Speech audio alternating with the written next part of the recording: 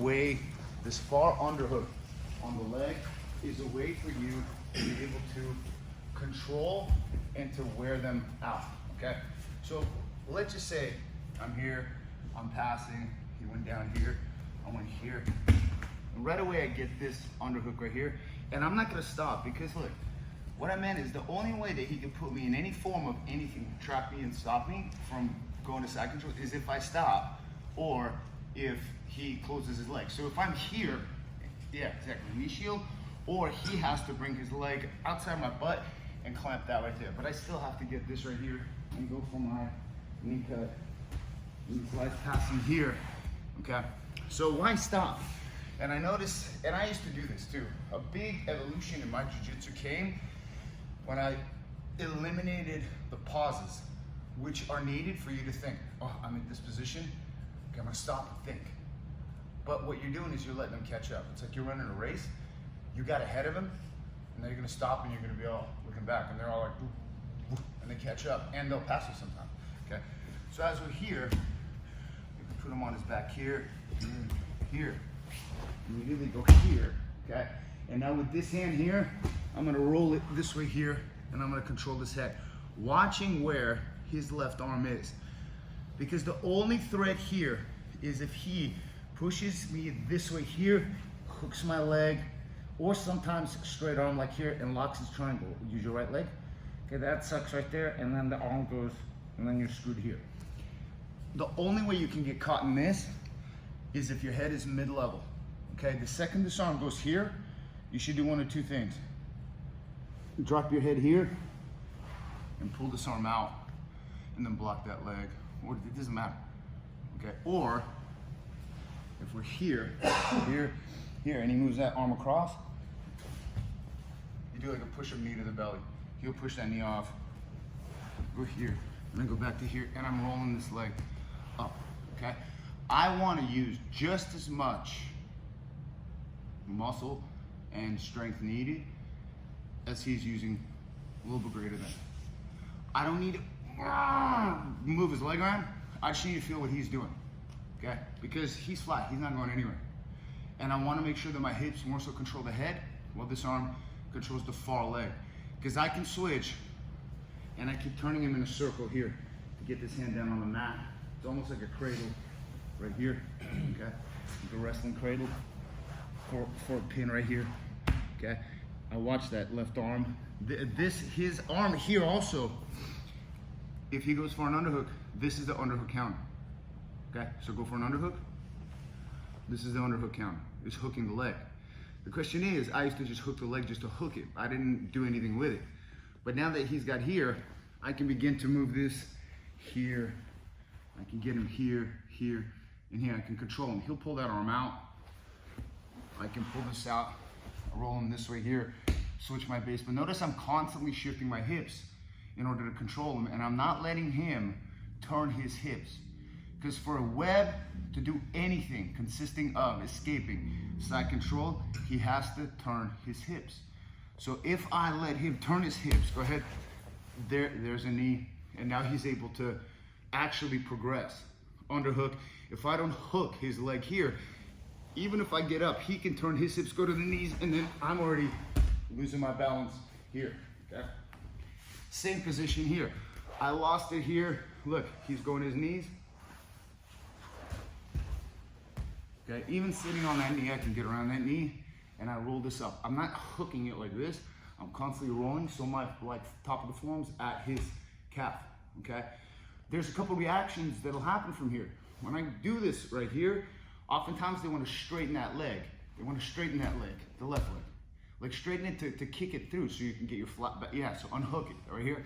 You let go, and then you go to this one here. This is the leg weave right here.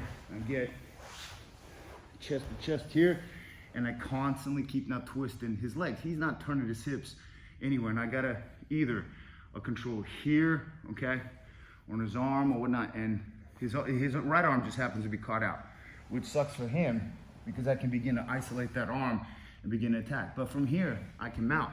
The thing is that from here, he's working way harder than me, okay? So from here, Webb, what would you do? He wants to straighten it. I keep rolling him this way here, rolling, got his arm through, follow my knee. I'm still here, okay? And I'm still have the legs weaved, okay? Because if anything, okay, if he turns this way because he got his arm through, you can grab a collar right here, still have that far leg. If anything here, I can begin to get through here, here, and walk this leg through. If he begins to push this leg back, I go here, and now you're able to progress. From here, in all honesty, I would go for an S mount here just because it's available, or maybe even to the back. But you see how much control there is. So what you're gonna do is, you're gonna play with this far underhook. This right here. So let's say I passed here. Look, right here. I went from shin, this is just a leg drag here. I went with this hand. Typically, I go here. Now this leg can begin to get in my way, okay? I go from here to here, and I just shift my hips and roll them up this way here. Now I've forced him just to react, and I just react to his reaction. And I roll him back this way. I could pull him. I could hook this leg. I could hook this leg here. I interchange from the far leg to the near leg. Far leg. See, I see his underhook. I go to the far leg. He gets an underhook. I roll it up. Yeah, he gets that leg in there. Go ahead. I get the leg weave here. And what I typically do here, I've been just controlling you guys here. I have 3 ways to mount. From what I see, a couple more. I'm gonna go here. I'm gonna plant my head on the mat, drive my knee right through that hole right there. I'm still weaving it, and I'm gonna start driving my shin right into his hip flexor. Oftentimes they wanna free their legs here and they're straightened, and they give up a mount. It's a very effective way to mount. And everybody I rolled it today, I've mounted you the exact same way, okay? That leg weave, Professor, you're not using the same force like a plow, right? It's more like... What I want to do, that's a good question here. So on the leg weave, so this is the far leg hook right here. And whenever I get this hook, I want to switch this way so that my ribs and my hips can begin to potentially go north-south, okay? This right here is the leg hook, and I want to make circles. So from here, my legs, I'm sitting on my left with the reverse case of katami or reverse scarf hold hip position, where I'm facing the legs, and I'm gonna shoot this arm forward and just turn him in a circle here. Control this head. I can control this head because he's got the underhook, okay? Well, I can frame his head right here, okay? Because from here now, at any time I can move, and I just wait for him to move. I see what he's gonna do with that arm. He wants to get in. We're here. Even from here, I can hook it here. I can go back here. I can stay here. I'm hooking, okay? For me to get the leg weave, what I like to do is this. I like to get this leg right underneath his near one and connect my elbow and knee right here. So as I'm pulling this, he's gonna wanna, I notice the reaction is that. So I let it go like a spring. So don't let yourself get arm locked here. So he straightens that left leg, and I go here, and then I go right here. Okay, I cup it oftentimes. For stronger guys, I grip it, but I have to make my wrist rigid, and I can't keep my wrist here so that it will bend. I have to keep my bottom of my wrist on his thigh, because if he starts straightening out his right leg, I have to be able to take this pressure and never let my wrist bend like this, because it will give way. So as I'm here, I latch onto here and I lock on right here. So now as he's straightening, all I'm doing is trying to turn him, and I want to see, is he going to bend his legs or is he going to keep his legs straight? Is he going to bend him straight? If he keeps them too straight,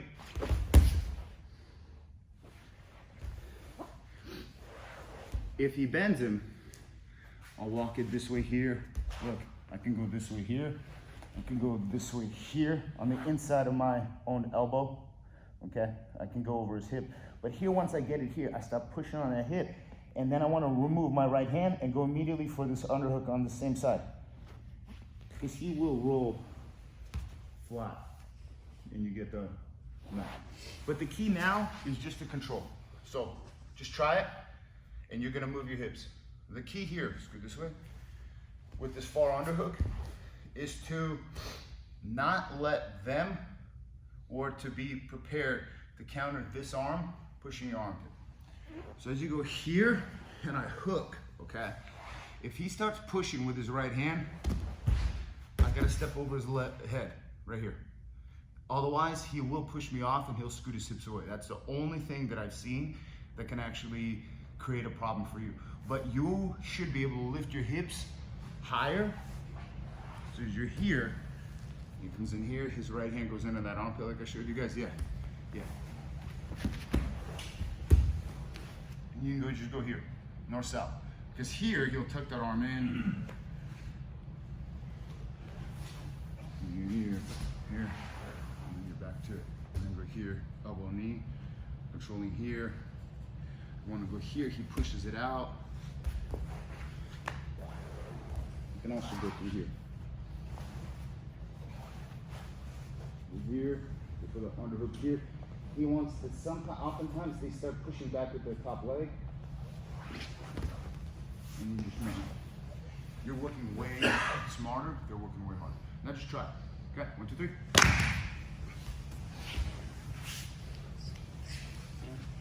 Bottom person, give each other like less than 50% so that you just let the top person control and move the hips.